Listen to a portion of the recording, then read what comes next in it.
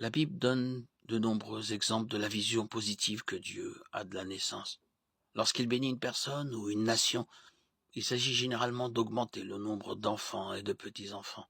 Genèse 30, 22, 1 Samuel 1, 19, 20, Exode 23, 25, 26. Dieu a promis à Abraham qu'il serait le père d'une grande nation. Je rendrai ta descendance pareille à la poussière de la terre, de sorte que si quelqu'un peut compter la poussière de la terre, ta descendance aussi sera comptée. Genèse 13, 16. Dieu a ouvert le ventre de nombreuses femmes qui lui demandaient des enfants et même de certaines qui ne le demandaient pas. Genèse 30, 22. 1 Samuel 1, 11, 20.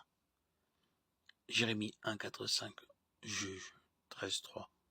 Dieu crée des individus pour ses propres besoins, bien qu'un père et une mère soient des instruments que Dieu utilise pour créer d'autres personnes. Cet acte est en fin de compte entre ses mains. Il se réjouit des êtres humains qu'il crée. Psaume 37, 23.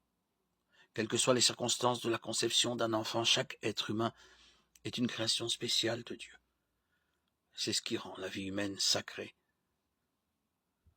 Jésus a accueilli les petits-enfants et pour lui ressembler, nous devons aussi les accueillir.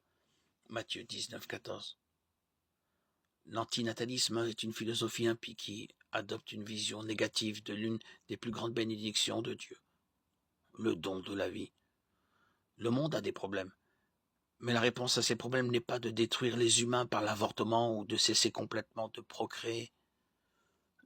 La réponse est Jésus-Christ, le Créateur, le soutien et le Rédempteur.